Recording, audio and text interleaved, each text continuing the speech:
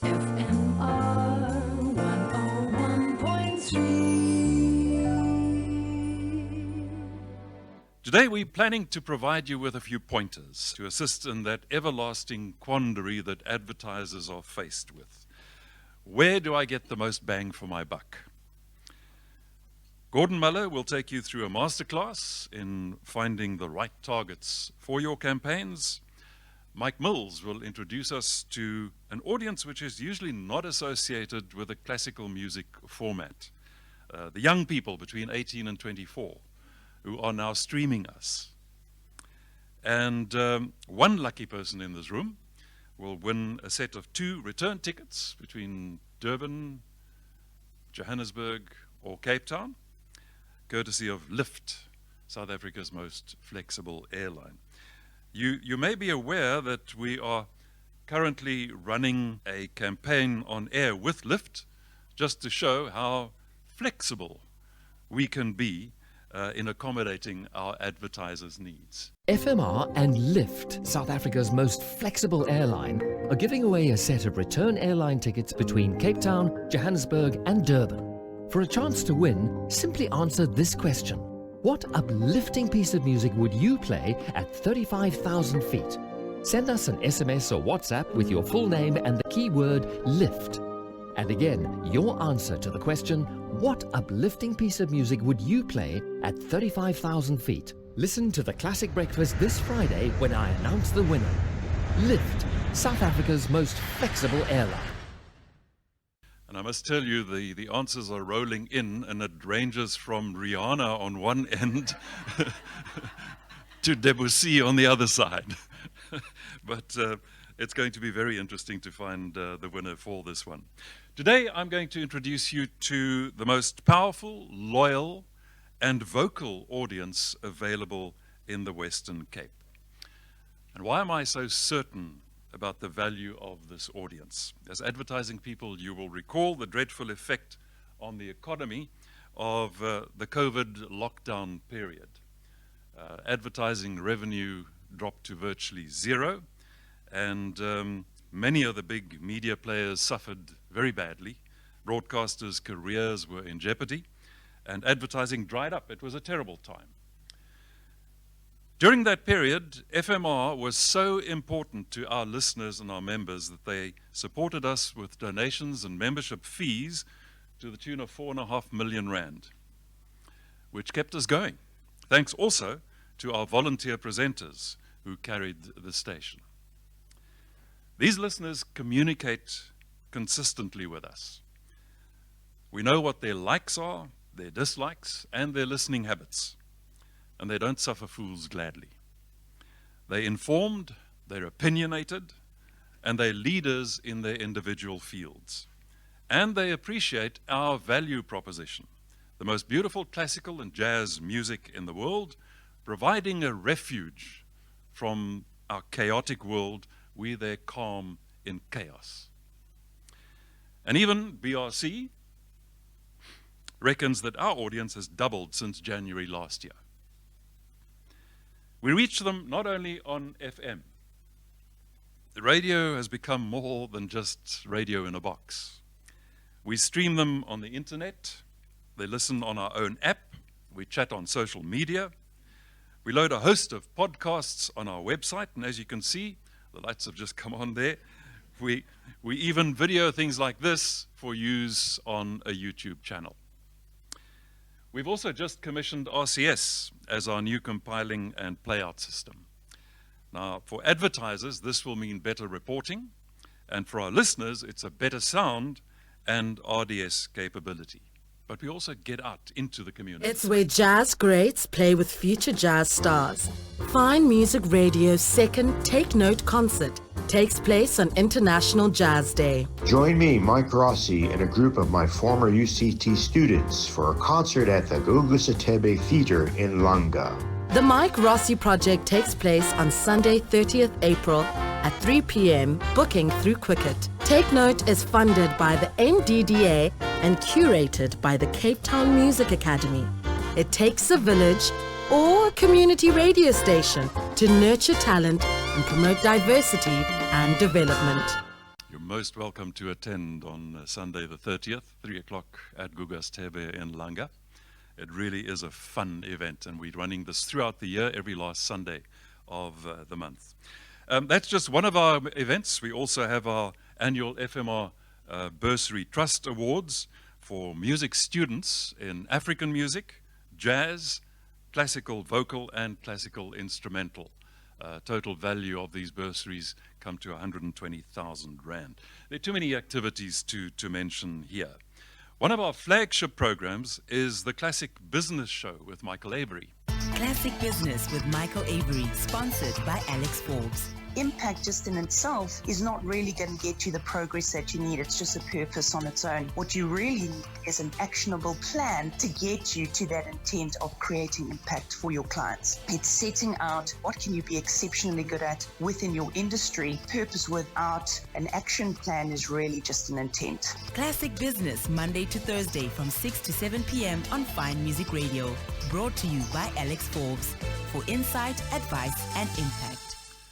It's interesting to note that our commercial station competitor 567 Cape Talk with Bruce Whitfield at the same time as a quarter-hour audience of 11,688. At that same time, we have 16,855 with a show that's only been on air since October last year. But let's get back to that powerful audience. Thank you. And let me introduce you to Gordon Muller. He calls himself a media smose. It's an endearing term which speaks to a trove of media wisdom.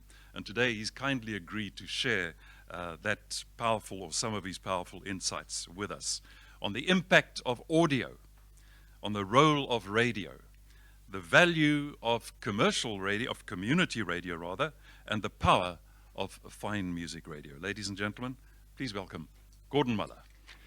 You're all familiar with the Pareto 80-20 principle. You're possibly less familiar with Muller's 70-30 principle, which says that when you reach the age of 30, you can only remember, or age of 70, you can only remember 30% of the people you've met. So I do appreciate those of you who I've known for 20, 30 years reintroducing yourselves this morning. It was extremely helpful. But that's one of the reasons why I'm intimidated here, is because I have separation anxiety from my laptop. So think of this as a kind of a mystery tour. I have absolutely no idea of the sequence of the slides coming up. So if I go off on a wobble, be patient, I will get back to you. And then, of course, I was going to say, hi, my name's Gordon Muller, but I feel I'm sandwiched between two of the most recognizable voices in the country, which in and of itself is intimidating. So I'm not going to attempt the articulation that you would be expecting from Eon and Mike. I'm just going to do my normal thing. There we go. Right. Putting the community into radio and exploring the value of a quality audience. I think that was the wording on the invitation. And I think the place to start, and those of you who've sat through some of the Fusion 22 study presentations I've done will know that I've begun with this slide and the Fusion studies. It's a film called Arrival, and the very attractive young lady on the left is a professor of linguistics who is tasked when the aliens arrive to communicate with them, which she fails spectacularly to do for a year, until she realizes that there's something about the gesture that the aliens make. They keep making this gesture with their finger, and when she finally figures it out, the lights go on. Aliens don't communicate in a linear form. They communicate in a circular pattern. And once she figures this out, she can communicate. There's no beginning, there's no end to the communication. It's a continuous flow. And it became for me a wonderful metaphor of where we are in media these days. There's no beginning or end to a campaign. It is a circular flow of information to, from, backwards. And think about it. Next time you use the phrase 360-degree solution, you will find your hands actually do that in any event. If you are talking to your clients, or if you're a client and you're receiving something from your agency, and the agency says after that 40-minute presentation, so what we have for you is a 360-degree solution, or we have a 360-degree solution, you've got a problem in your hands. We have to think like an alien. I think once I got that, apart from understanding the movie, it really put me in a good position to move forward with my thinking in media and embracing the new stuff. So I'm going to spend a lot of time talking about World Federation of Advertisers. They represent about 90% of global ad spend. World Advertising Research Council, I'm going to reference Kantar. A lot of these studies I will be able to share with you. Maybe I'll send them through to Ian, and if you have an interest in the deeper study. Some of them I can't share because they're copyrighted, but those shareable ones I will provide to FMR, and you can have a look at them. But one of the studies which I found very interesting is this one. World Federation of Advertisers did a study of global marketers around the world on their future of insights, where we need to be. So think two axes here: reactive, proactive. It's a service axis, if you wish, and then micro information versus big insights. So whether you are in green, a consumer insights generator like myself, or whether you're a marketer, everyone is in agreement that the challenge we face and where we want to be is to be proactively providing you with big insights, big stuff that I haven't got. I mean, I'm intimidated by the amount of information which is available for free right now. It's virtually impossible. Jill and I have been trying to do some education in this, and our biggest challenge is how do you extract the information? So that's where we want to be. You want to either be what they call a strategic consultant, you ask the right questions, or you want to be an explorer, which means you just stop for a moment and say, what are the right questions that we should be asking in the first place? Go back to square one. Librarians have information. If you ask them for it, they will give it to you. If you're a little bit more proactive in terms of provision of information, you might become a caddy. And then there are the judges who just won't give you anything at all, okay? That I will refer to a little bit later on as the tyranny of the 95% level of probability. It's only Elon Musk who's trying to fire the world's biggest rocket into space. Most of us are just trying to make sensible business decisions. So we're in agreement that that's where we all need to be, but there's a simple and harsh reality that when we think of where we are, most marketers actually think that insights generators are sitting down here. We think we're up there, but marketers actually put us down there. We are so busy, and you mentioned the BRC, not to pick on them, but I could go to the PRC, I could go to any one of a number of research bodies who are just producing vast amounts of information without extracting the takeouts for me, and also the 95% level of probability, the tyranny thereof. And those of you who work with Telma or Ariane, any one of those software programs, know that every single time you find something of interest, the star fairies are in the background. They put a little star. You can't use this piece of information because at the 95% level of scientific probability, it's unusable. But if I were to give you now as business people a 95% probability of a business outcome, you'd be ecstatic. Even 90%, 80%. Guys, we're not going to be producing hard information. So this is a sort of a segue into this kind of space. How do we go back to basics about communication? And I have to keep correcting myself, but it's important to correct myself and start talking about audio communication rather than just radio communication, because as Ian has alluded to, it is so much more encompassing than just radio these days. So what questions should we be asking? Well, the questions we should be asking are those which interrogate the ability to engage the human perspective in the narrative of all this data. I mean, I think we're all familiar with what's going on with ChatGPT, and I'll talk to that a little bit later on. But I have to believe if we apply the balance of human insights to data-driven insights, what we will achieve is to avoid what comes on the next slide, hopefully on the next slide, okay? And if there are folks here who are of the Jewish faith, and I apologize, I do not make this next slide lightly and I don't make it in jest, but I have to believe that this next thing would never happen. In November of 2022, KFC in Germany had an algorithm which wrote a series of offers. It created offers based on moments in the history of the German calendar. And it went back and searched. So if it was the Kaiser's birthday, it was a Kaiser burger or whatever the case may be. But incredible as it may seem, what KFC made as an offer in November of 2022 was the Kristallnacht promotion. They went back, for those of you unfamiliar with your World War II history, this is generally considered to be the night where the Holocaust began, the first visible persecution of Jewish businesses, Jewish church synagogues burned, etc. Now, I have to believe that anybody with half a brain, well, a human brain that is, would have anticipated that this, despite the fact that the algorithm had connected the dots, that the algorithm was connecting the wrong dots. This is the kind of thing which I find horribly encouraging, in the sense that as long as this kind of mistake is being made by algorithms, there's a place for people like us who want to put a human perspective back into advertising. So from the Future of Strategy report, this is an annual report which is brought by the World Advertising Research Council. It comes out every year. The new one should be out in a couple of weeks. I'm looking forward to it. But there's a phrase which resonates with me, and it's a theme which I've then applied to all the other research documents that I've been seeing, which is going upstream to create a downstream solution. There's a growing recognition, and those of you will be familiar with the term full funnel, that we need to get back to the top end of the funnel, to things like brand building and building a legacy for the brand, that the concentration in the short term at the bottom end of the funnel is no longer achieving the kind of efficacies that we had hoped it would. So working upstream on business solutions, 49%, huge growth year on year from 22 to 21, and I'm pretty sure it's going to grow again this year. A new entry, helping clients understand changing consumer habits and behaviors in the full funnel.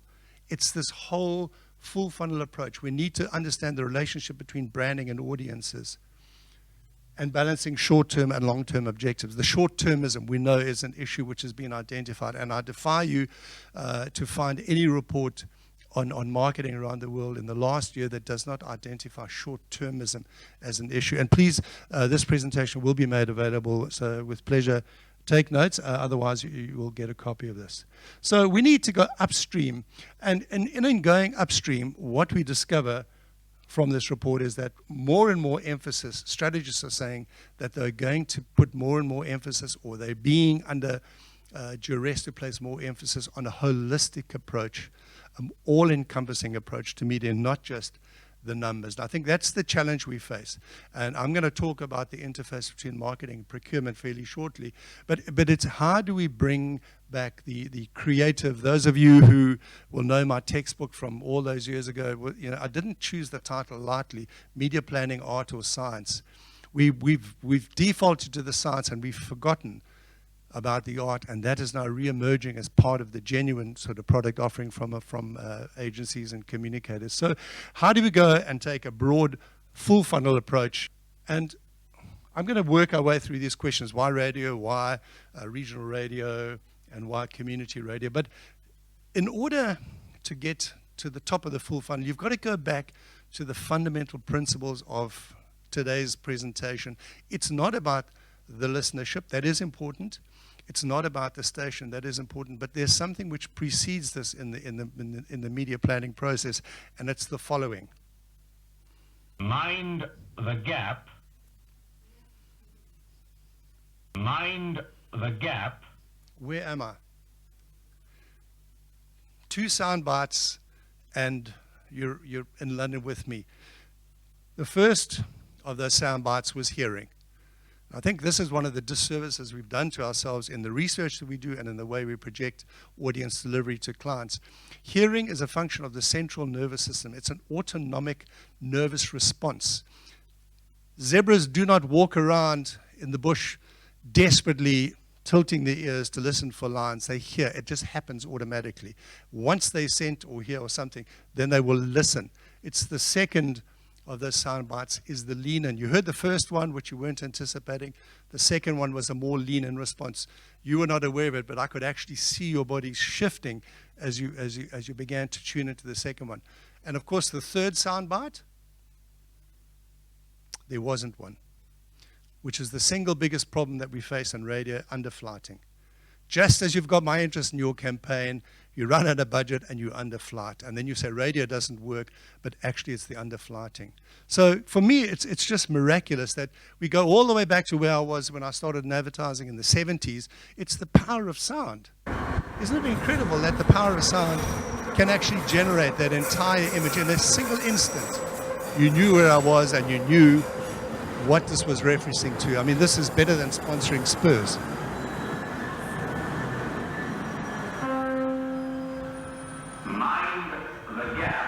Come to South Africa. I don't know what our magic audio cue would be. But sonic branding is critical. Find a pothole, whatever it is, bam, yeah. There we go. So look at this positivity I'm generating. I'm quite excited about myself. So, I mean, I'm not going to talk about this kind of thing. I know, Ian, you guys have got production studios here. You've got people who've done this all their lives. But at the end of the day, sonic branding is still as critical as it was. You know, nothing has changed. The platform of delivery has changed, but not the principle of sound. Is it Jon Stewart? I think we had the Daily Show prior to our hero being on there now.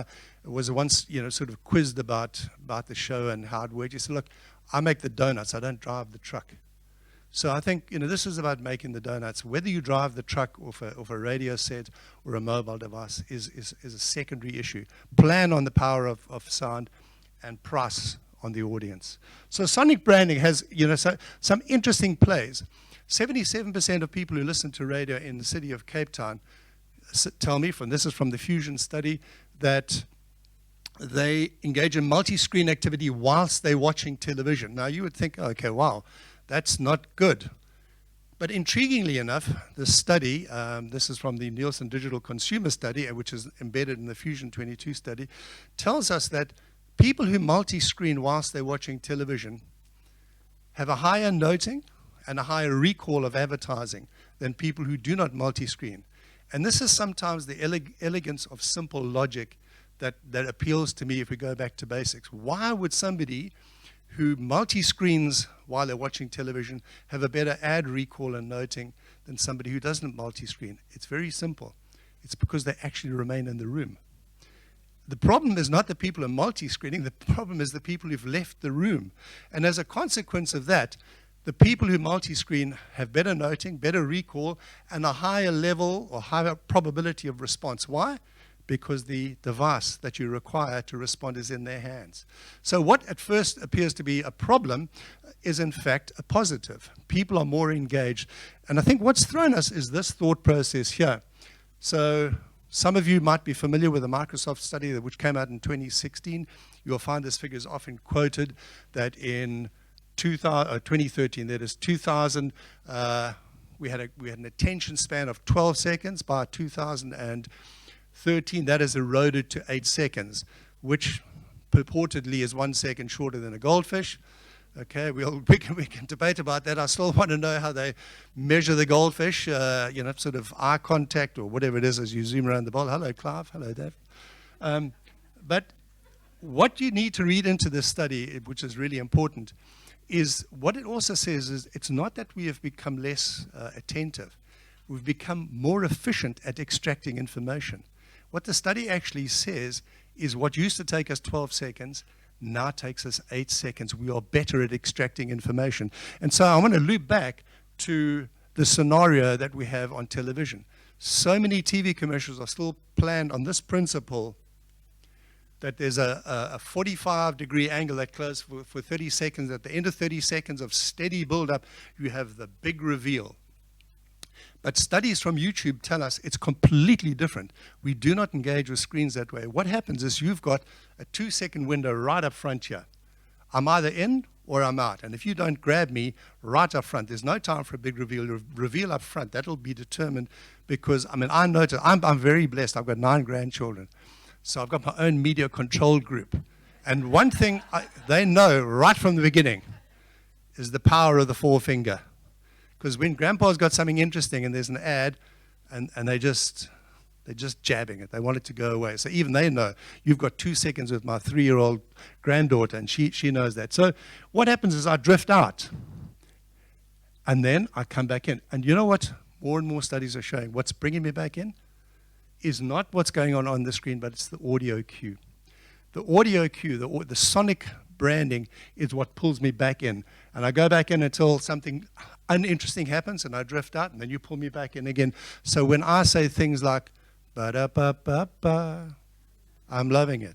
That's it. I could put any one of a number of slides on listenership figures up there, but if I go ba-da-ba-ba-ba and you say I'm loving it, that's the end of that particular part of the discussion.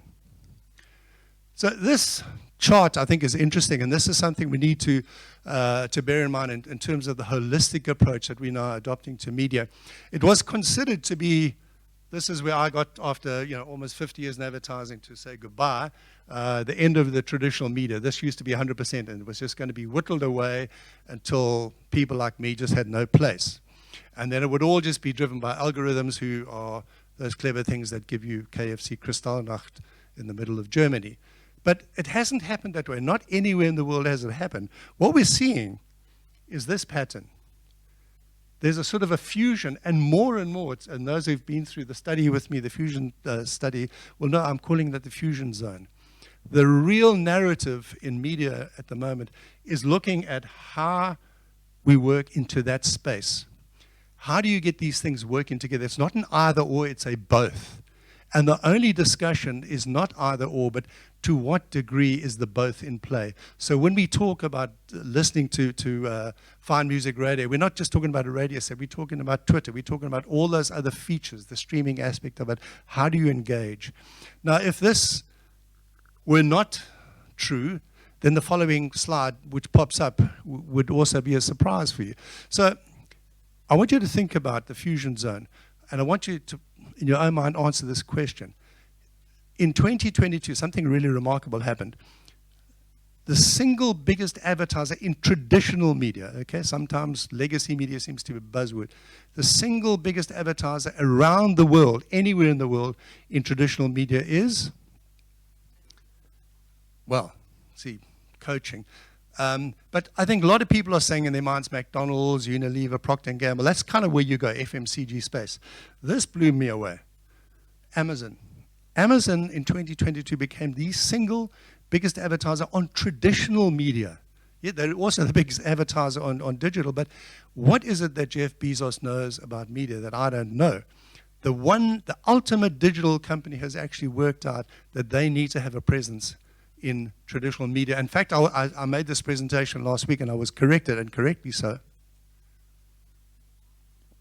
Somebody said, no, that's the wrong question. It's not what does Jeff Bezos know about media that we don't know, but what does Jeff Bezos know about his own customers that we don't know? And this is the full funnel approach. He's worked it out. You have to create a brand empathy for Amazon, and from that, you can go down the funnel into the closeout point. So this is a narrative that I think we need to change. Sorry, some of these slides are very fussy. I'm passionate about media, but my creative design leaves a lot to be desired. Marketers have not written off traditional media. So looking at the Marketer's Toolkit from the World Advertising Research Council, this was just released a couple of weeks ago. Marketers in 2023, are you expecting to increase your spend in these media platforms? TikTok, yeah, shooting the lights out, 76%. Everyone's going to spend more on TikTok. But the narrative has been up till now that, yes, but that's coming away from radio, that's coming away from linear TV. It's not. Look at the bottom end of the funnel. Where is it coming from? I'm going to spend less on Snapchat, Twitter, Facebook, Spotify. What's happened is that digital media have got themselves into a mature space where the 50%, 50-50 around the rest of the world is in play. In South Africa, it's kind of a 70-30, and it's fixed at that.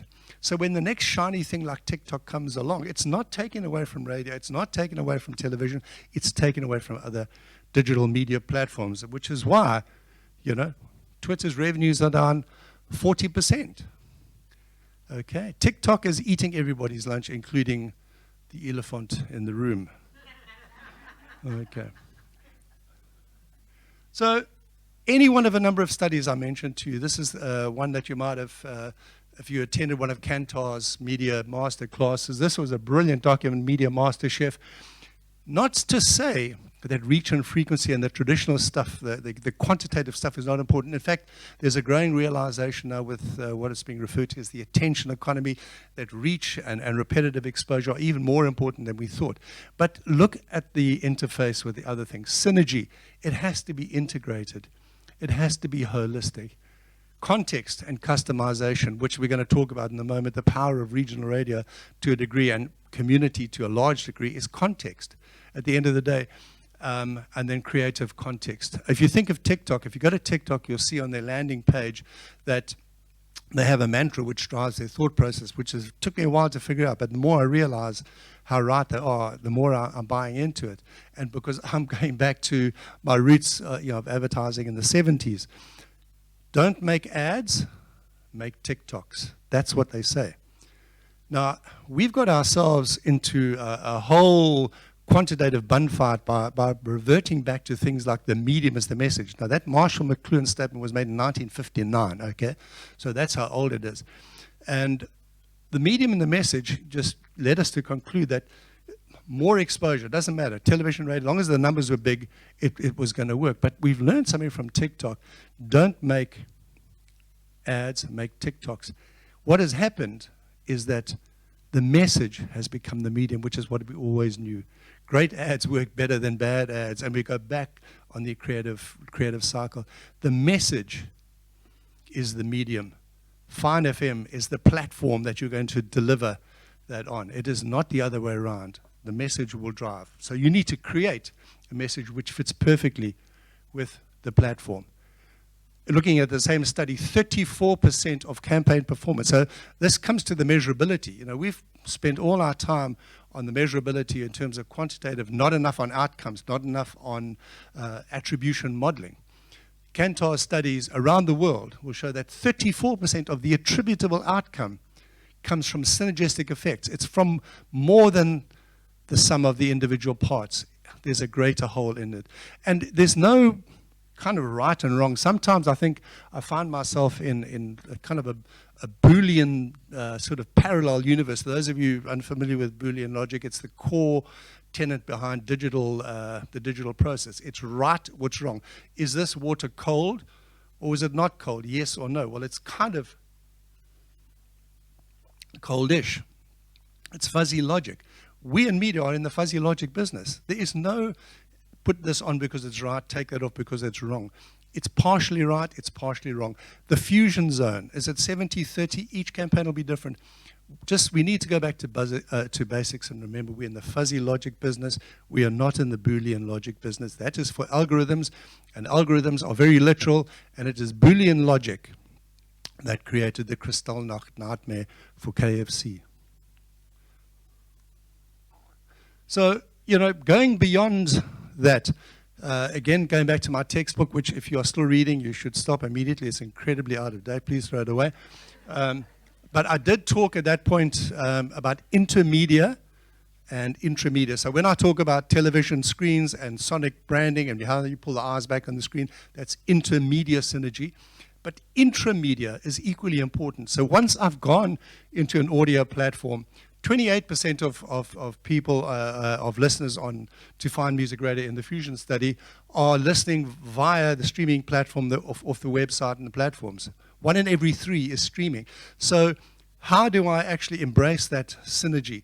Yes, I want an ad on the station. Yes, I need something on Twitter. Yes, I need something on Facebook. I need a holistic solution within the medium. Plus, I need that medium, in this case audio from FMR, to be attached to a broader marketing offering as well. Just the thoughts as I go back here. Now, I mean, the things that people do whilst they're consuming media are also very, very important to focus on, I mean, if I'm checkers 60-60, it would be of interest to me to know that, 1 in every 4 person who is listening to an audio delivery from Find Music Radio right now is eating or drinking something. So if multi-screening means I can respond, I'm listening, I've got a mobile device, there's checker 60-60, and suddenly you're in the game. So, I think you play not just to the number of people that are listening, but the manner in which they're listening, and each of those is a different offering that has relevance for you. All of this would be marvelously theoretical, and I could stop right now and you'd say, yeah, you've heard it all before. But this document here called Project Spring, it's a white paper from the WFA. Again, for me, I think it's singularly the most important document that I've read coming out of the global media industry in the last decade. It's a study of marketing and procurement decision makers around the world. And there's a growing recognition from both parties that there has become a disconnect between procurement and marketing.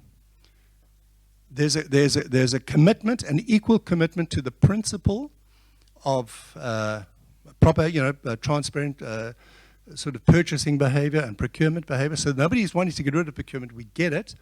But there's a growing recognition that procurement has got to move upstream. And this phrase here, for me, is the powerful one.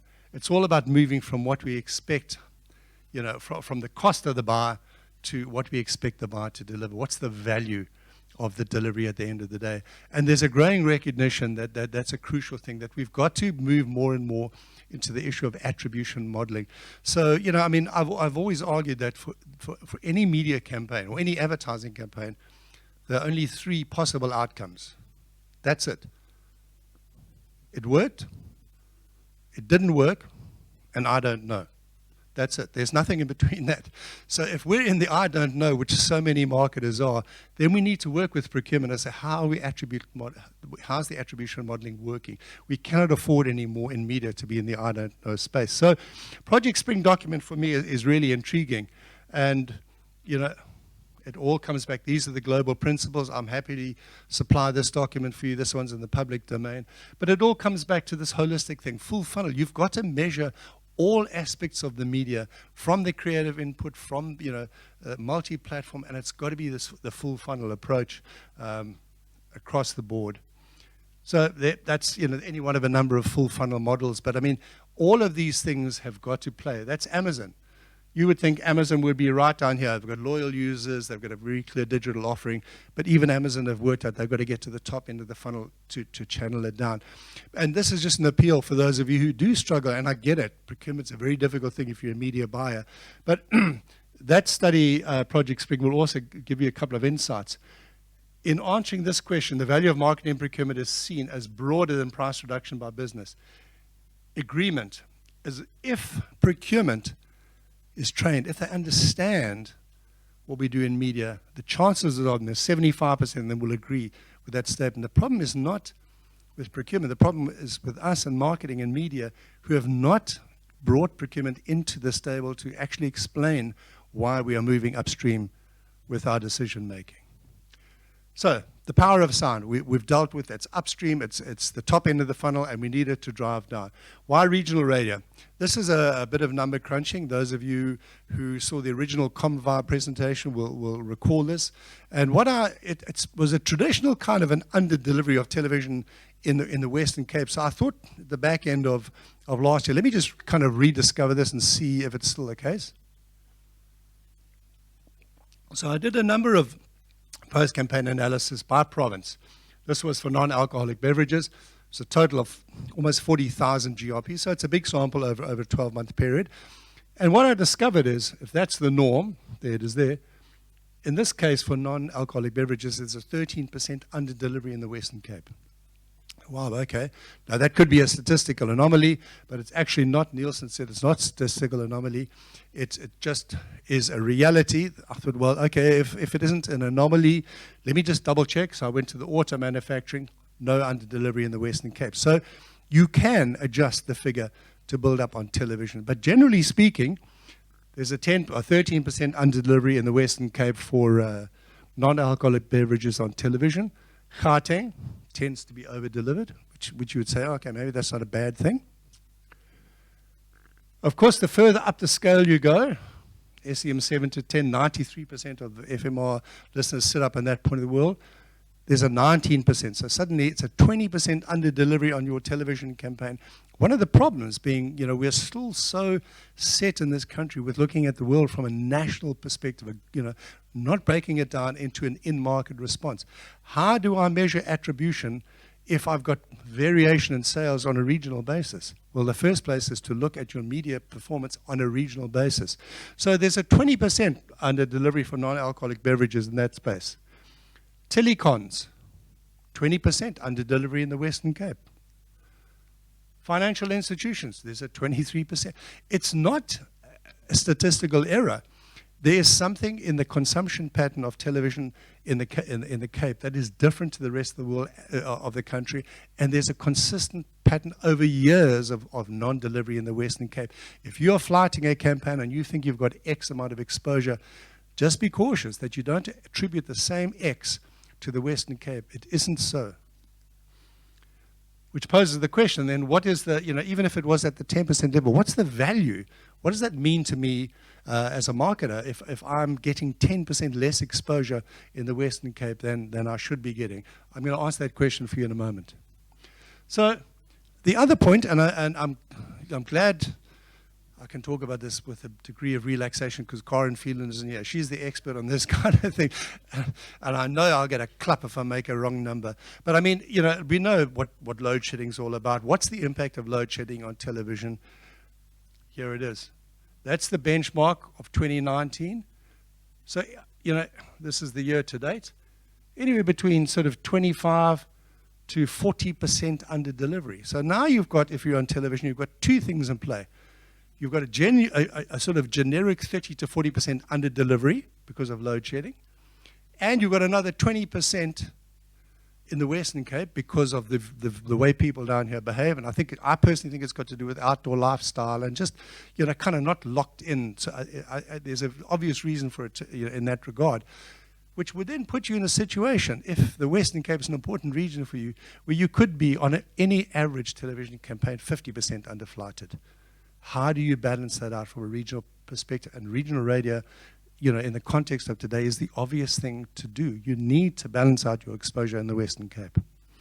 So, so there's a gap in the market. Is there a market in the gap? I'm not going to overplay my hand on this one. I mean, you guys know that this is a very wealthy market. Gauteng, City of Cape Town, average household income, fine music radio, 43. So, I mean, are these attractive households for you? Yes, I would think they probably are.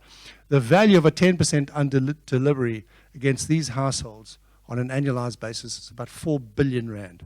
There's 4 billion rand in undersell in the Western Cape if you are relying on a single channel approach on television. So, that's where that fits. You buy the brand, trade on the currency. Does your brand fit into this kind of target market? Do you have a micro environment within the station? Once you've done that, then you can talk about cost efficiencies, but don't include or exclude Michael on the basis of cost efficiencies. You include them on the basis of your need to have a regional presence, and then you can price in the audience figures. Why community radio? This one, and we're sort of moving into a wrap-up phase fairly quickly now. So beyond the regional thing, so what's the importance of community? I think one of the key drivers of media, and again, I defy you to read any report which does not emphasize this in terms of brand building and the general health of brands, is the importance of trust. It's something that's emerged over the COVID years as being critical. Trust is an important factor now in determining your relationship with the various media platforms. This is the 2021 barometer report. 61% of media is not doing well at being partisan, or non-partisan, I should say. 60% of journalists, plus or minus, are purposely trying to mislead people. This is a global report, and we fit. The South African benchmarks in there comply exactly with the global norms. We sit in there. If I look at this is the trust, the level of trust from 2012 to 2021. The decline in search engines, traditional media, and there are social media. There's an 18% trust gap. You think that you run an ad on a social media platform versus a traditional media platform, and you're counting the impressions, you're getting apples with apples. You're not. You need to build in a trust factor. You need to start down-weighting your social media platforms, because we know one thing about trust. It is a propellant for response. And in 2022, the pattern continues. We'll get the 2023 one fairly shortly as well, I would guess. 59% of people say, distrust is my default positioning. I do not trust anything I see in the media, and that's my starting point. So prove it otherwise. So if you want to put your trusted brand in a platform which I don't trust and count the impressions, you're not going to get an outcome. People in this country lack the ability to have a constructive and civil conversation, 64%. It's a global phenomenon. We sometimes beat ourselves up in South Africa, but this is a pattern around the world of distrust.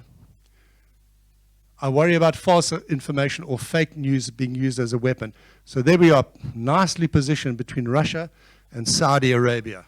Fabulous. Isn't that nice? Could be worse. We could be could be in Spain. It's very, very real. It's not anecdotal. The numbers are very, very clear. You need to factor in trust when you make your media decisions. South Africans, generally speaking, this is a very fussy slide, but campaigns that are in receptive audiences, i.e. trust, and this is from Kantar, are generally speaking more inclined to respond, 7 times more inclined, according to them. I think that figure's a bit high. I'm closer to a figure which I'll show you in a while, about twice the level of response. And you can see generally, we're very trusting compared to global benchmarks. So 60, where are we? There's radio. 55% of us trust radio versus a global benchmark of 19. That's confirmed in another slide. But the further you go into the digital space, the more the trust declines. So an impression is not an impression. A trusted impression is a key demographic that you have to put. And of course, this is the answer to world tension. We're worried about ChatGPT. Now you've got a whole news station called News GPT. Trust me, I'm a bot. I'm going to eliminate all the bias from subjective reporting. Isn't that fabulous? Are you not looking forward to that? Looks kind of real. You would have followed this, I think last week on Twitter. Boris Johnson gets arrested. That's fake news. And if your brand is positioned in a space which is generating impressions against that kind of imagery, your brand is going to go backwards. That's what we're up against. It's nightmarish. 72% of global consumers want brands to, advertise on media that don't promote misinformation. Trust is critical.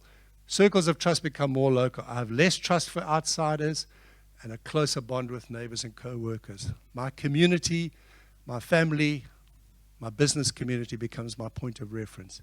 The closer you go to the source of the messaging, the closer the source of the messaging is to the community, the more I trust it, the more I'm inclined to respond to it. Nielsen did a study in 2021, global study, Trust in Advertising report, where we benchmarked ourselves against South Africa, Africa, and the world. Looking at traditional media on the left hand of the next chart, you'll see going through to digital media on the right-hand side. So here we are when it comes to radio. 38% of South Africans trust completely radio. Okay, we conform with Africa. Africa's about 39%. And there's, you can see from that, which corroborates that earlier slide. We tend to trust radio a lot more than global benchmarks. So the narratives you get from your colleagues in Western Europe and North America, radio's dead, that's global stuff from there. When you go into Africa, when you look at South Africa, it's a very different kind of play. What is interesting, though, is look at the general decline. So brand sponsorship does well, ads on TV, ads on radio, right up there in terms of trust. Look at the decline as you move into the digital kind of platform space. Unless you have a founding kind of principle on the front end of the funnel, which contextualize your messaging, just dumping it for the bigger audiences on digital is not going to get a result for you. Now, the next slides kind of build on that. So that's all complete trust and radio. So this is complete trust, and this is total trust, 87%. Top of the funnel awareness, bottom of the funnel conversion, okay? This is the slide I wanted you to look at. Act on ads. Okay, whether the ads on radio, okay, act on trusted ads. Doesn't matter which media platform you're in, there is twice the probability of me responding to an ad if I trust it. Trust is really a critical platform. Now, trust in the platform, trust in the ad, trust in the advertiser, but that also basks in the general sort of climate in which you advertise. We've just got a few slides to go now. And I think that this talks to, Nelson Mandela's famous quote, I wonder how many marketers in this country are talking to people's heads and not their hearts. If you want to talk to a man's heart, talk to him in his own language, not just in a language that he understands. And I just had the pleasure a while ago of listening to a local professor from one of the varsities down here who'd written her doctorate on Vescus language. And it was absolutely fabulous. It was so intriguing. And she was talking about how you give directives for distance. How far is it to the FMR stadium? So, well, it's far. And then there's far. And then there's far. And for me, I would love to hear somebody writing a commercial which includes, where's your store?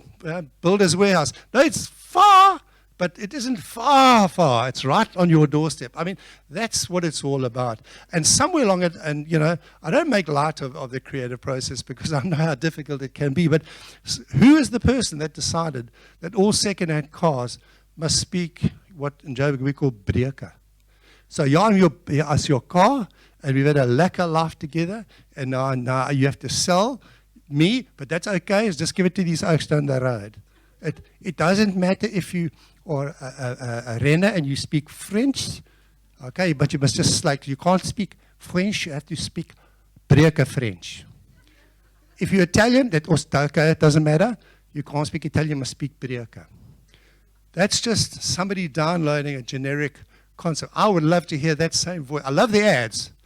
Okay, we buy cars. Don't get me wrong, I love it, but I would love to hear a bit more voice variation, and that you were going to do in community-based radio. So, you know, do community-based radios play out? I mean, if you look at it, whether you're in the bottom end of the market or the top end of the market, we saw that 93%, 90-odd% of FMR listeners sit at the top end here. Have you attended an event arranged by a radio station?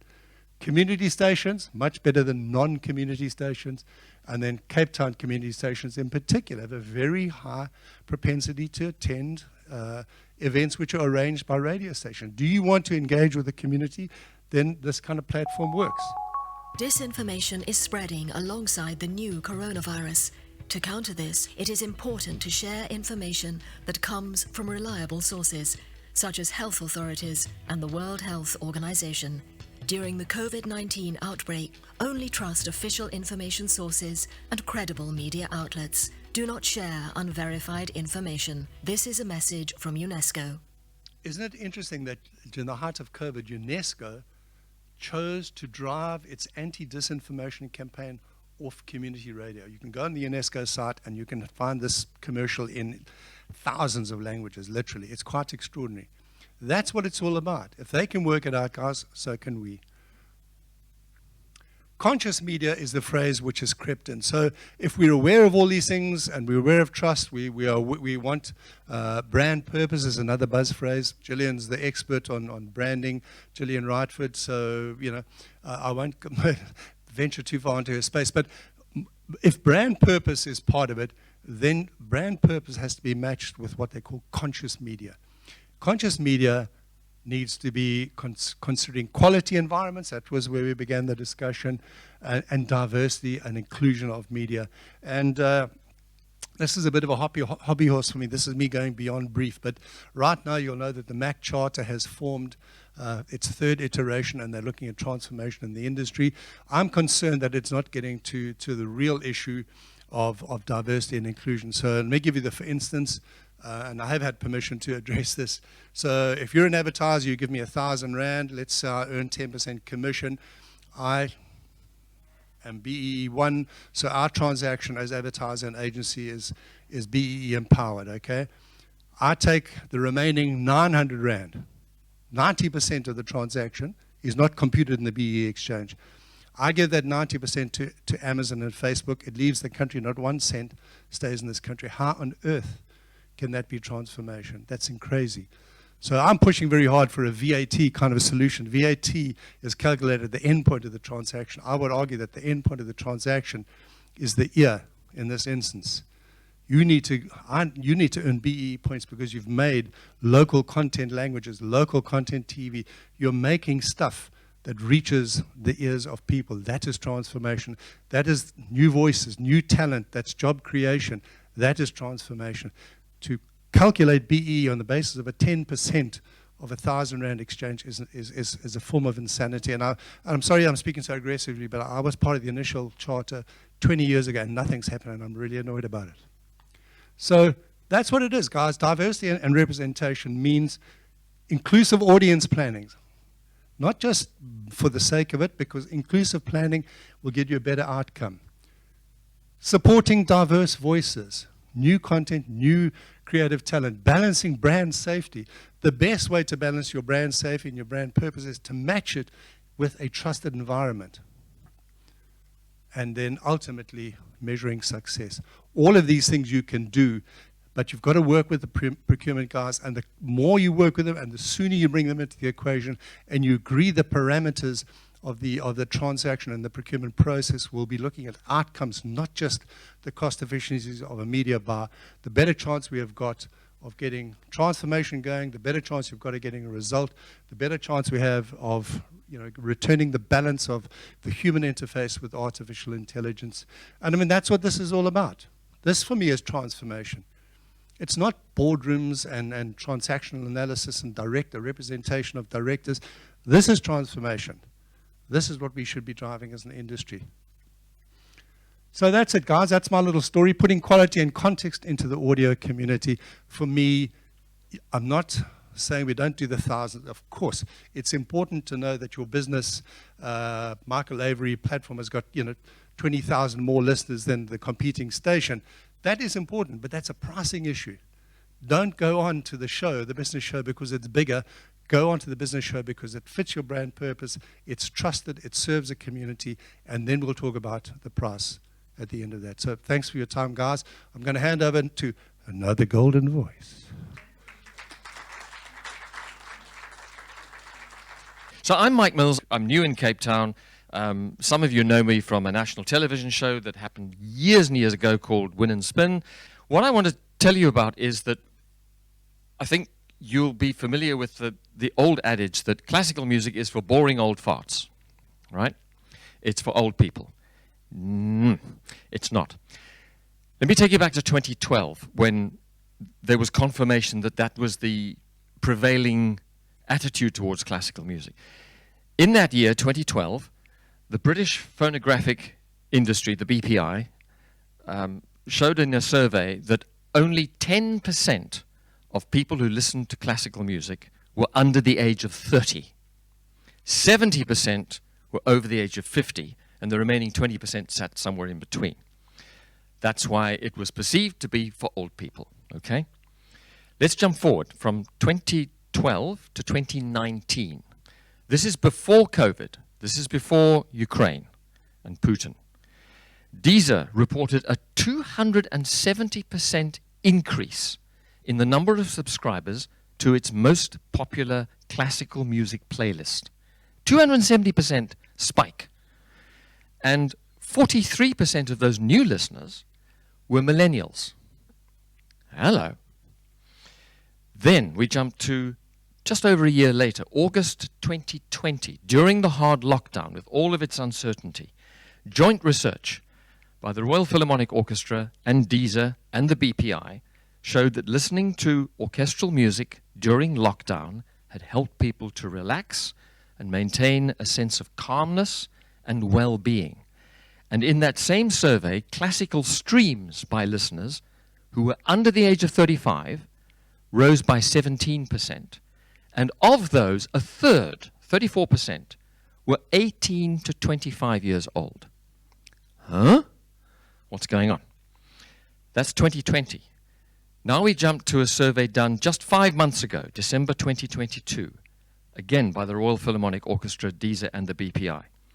They asked the question, how likely are you going to be to listen to some classical music during Christmas time? 74% of the UK respondents aged under 25 said they would be listening to some classical music. That compares with a mere 46% of people who were aged 55 and over. A huge change. And what these figures confirm is a broader finding that under 35-year-olds are more likely to listen to classical and orchestral music than their parents. But there's also been a general surge in popularity of classical music across the board. But it's particularly amongst the young people. So maybe why? Well, BBC research, this confirms what I've just explained to you. BBC research has confirmed that people of all ages tend to seek out classical music when they want to relax. Now, if there's one piece of feedback I've had consistently for the last 15 or so years working on classical radio stations in Joburg and now here, there's one piece of feedback we get from the listeners, it is that classical music helps them to relax. It's just incredibly consistent. But young people are also seeking it out, not just to relax, but also to help them to focus. So it's really useful when they're studying. And also, funnily enough, to give them energy. So on the one hand, it calms them down. On the other hand, it energizes them. Now, if you think of a lot of classical music, it's not all somber and slow and quiet. A lot of it is lively and packed with energy. That's what the composer put in. So all the listener has to do is to ride the coattails, just tap into that energy, and they get energized. Why are they suddenly jumping up like this? Well, as I've explained to you, we've got this general impression that it's the under 35s going crazy, but why? So accessibility is the first thing. Classical music is more accessible now than it's ever been because of all the streaming platforms that you can choose from. You've also got young artists, classical performers, and more modern composers who are just suddenly getting this accessibility that they simply didn't have before. Jeepers, if Mozart had had access to this, he would have gone absolutely crazy, and so would Beethoven and Chopin and all the rest, but they had to work with what they had available at the time. You've got young, talented players coming through the ranks who are packing out concert halls. You've got classical music and classic-like music that is used in smash hit TV series. We're talking about Squid Games and Game of Thrones. You've got your movie franchises, the Marvel comics. Notice how much music they use. Harry Potter, Lord of the Rings, and of course Star Wars. There are 3 more Star Wars movies coming in the next 2 years. That'll just keep John Williams' theme alive. And last August, at the BBC Proms at the Royal Albert Hall, they hosted their first gaming-themed concert with the Royal Philharmonic Orchestra, who are always very adventurous, performing some of the best-loved tunes in video game history. Made a whole concert of that. And you can be sure it was packed out. There's also, however, an interest and a revival in interest in some of the older performers. Maria Callas has suddenly seen a spike in interest about her. There's a spike in interest in Pavarotti, even though he's also kicked the bucket. So some of the older performers are getting a revival in interest. And interestingly, on Deezer, they have found that Mozart and Bach are their most popular classical composers. And the joint research shows something also about how classical habits are changing amongst young people, because they're making videos of their performances, and by using TikTok and Instagram, when they put it out there, they're getting this huge response. And this is something which I think is absolutely fantastic. What they're showing in the way they're playing, the way they dress, the way they're doing their videos, and even in the way they sometimes play, they're getting rid of one of the worst things about classical music. And it has shot itself in the foot for decades and decades and decades.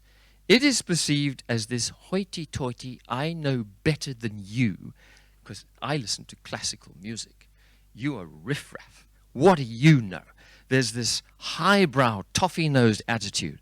The youngsters are smashing it. Absolutely smashing it. They're saying, listen, classical music is fun. Classical music is great. It's now cool.